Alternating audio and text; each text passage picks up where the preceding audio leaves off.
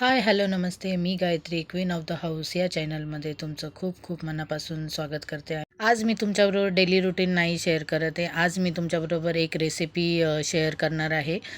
आज आपण बनवणार आहे फ्लॉवरची भाजी. इथे मी फ्लॉवरची भाजी कट करून घेतलेली आहे, बघतात आहे तुम्ही.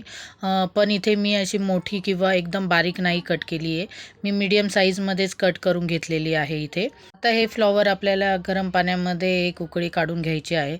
त्यासाठी मी एक पातेलं घेतलेलं आहे. त्या पातेल्यामध्ये मी जी कट केलेली फ्लॉवरची भाजी आहे ती टाकणार आहे आणि 4-5 ग्लास पाणी टाकून एक उकळी घेऊन टाकणार आहोत. कोणी कोणी साध्या पाण्यातच फ्लॉवर धुवून मग भाजी बनवतात, पण मग मी थोडंसं पाणी टाकून एक उकळी घेऊन बनवते. कारण काय होतं की त्याच्यामध्ये जे बारीक बारीक अळ्या असतात ना त्या मरून जातात आणि फ्लॉवरचा जो उग्र वास असतो तो पण निघून जातो. आता इकडे मी गॅसवर फ्लॉवरचं पातेलं ठेवून देते जेणेकरून त्याला उकळी येईल.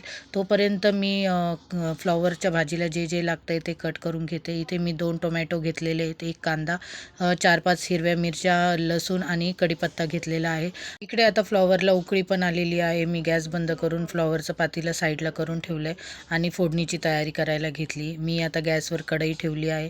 मला भाजीला फ्लॉवर, भेंडी अशा काही काही भाज्यांना तेल जास्त लागतं, त्यामुळे मी 3 चमचे मी इथे तेल घेते आहे.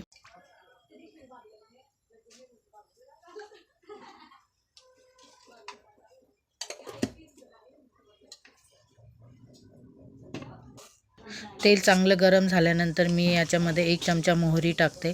त्यानंतर मोहरी चांगली तडतडली की मी 1 चमचा जिरा पण टाकून देते.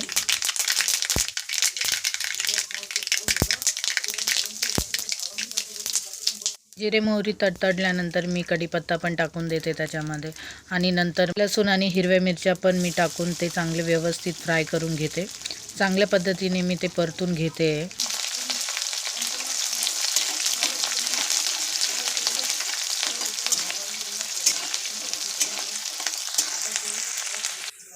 इथे लसूण आणि मिरच्या छान परतून झालेल्या आहेत. तर आता आपण याच्यामध्ये कट केलेला कांदा टाकून देऊ आणि तो पण चांगल्या पद्धतीने मिक्स करून आणि चांगला फ्राय करून घेऊ.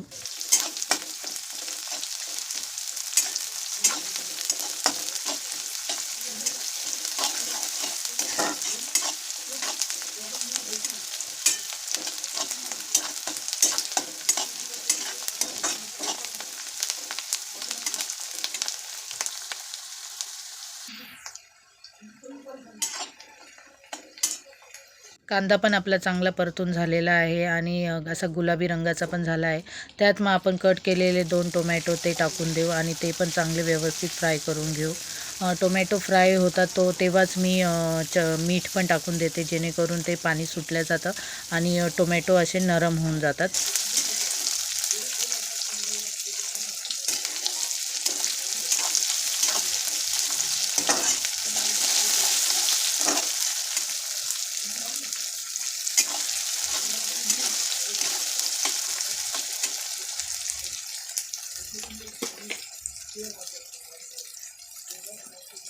इकडे मी 2 चमचे मीठ टाकते आहे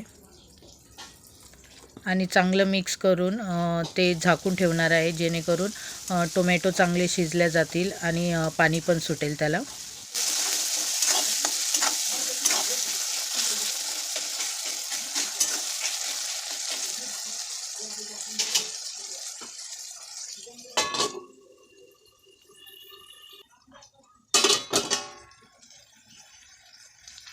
टोमॅटो चांगले शिजले आणि नरम पण झालेले आहेत.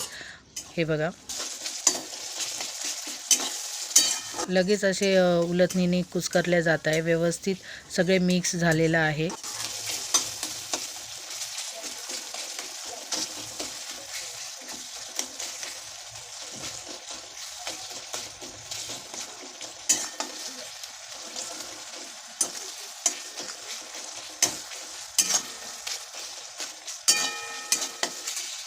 आता आपण त्यात मसाले टाकून घेऊ. मी इथे थोडीशी हळद घेतली आहे आणि 2 चमचे लाल तिखट टाकते कारण आम्हाला तिखट खूप लागतं. त्यामुळे मी इथे 2 चमचे लाल तिखट घेते आणि अर्धा चमचा गरम मसाला घेतला आहे. बस एवढंच टाकणार आहे आणि आता हे सगळं मिक्स करून त्याच्यामध्ये आपण फ्लॉवर टाकून घेणार आहोत.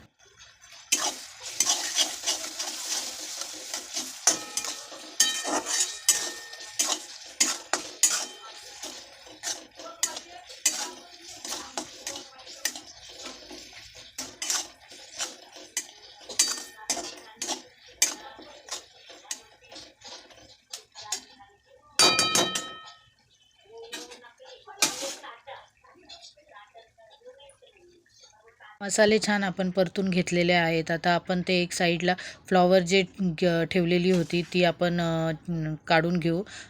पाणी बाजूला केलेलं आहे आणि फ्लॉवर काढून आपण मसाल्यामध्ये टाकून घेऊ कढईमध्ये.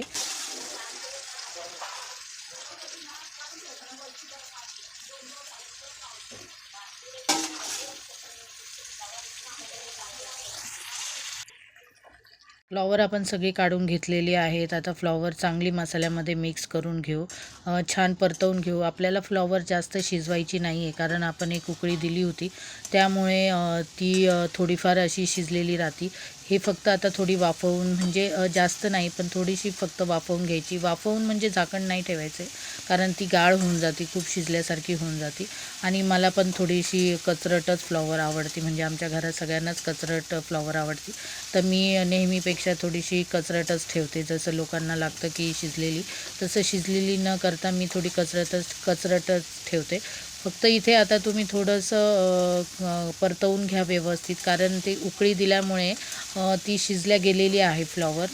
आणि जर तुम्ही आता झाकण ठेवून जास्त शिजवली तर त्याचा गाळ होऊन जाईल आणि खूप सॉफ्ट होऊन जाते आणि ती चांगली नाही लागत, मग गिळगिळे लागते. त्याच्यामुळे ती थोडीशी फक्त परतवून घ्या मसाल्यामध्ये व्यवस्थित पद्धतीने. गॅस जोरात करा आणि छान परतवून घ्या. आणि भाजी सगळी झाल्यानंतर मग त्यावर आपण कोथिंबीर कट करून टाकणार आहोत.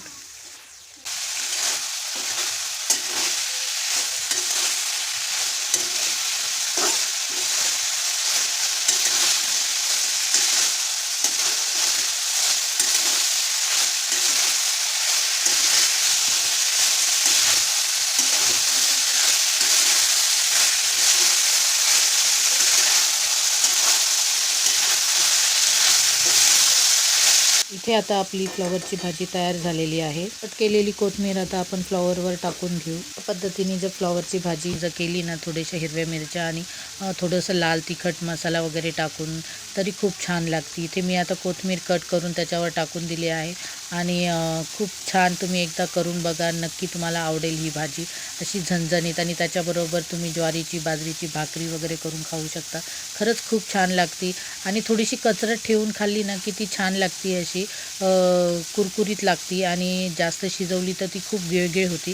तर तुम्ही एकदा थोडीशी कच्ची ठेवून मग ती करून बघा. नक्कीच तुम्हाला आवडेल. व्हिडिओ कशी वाटली नक्की मला कमेंट्स करून सांगा.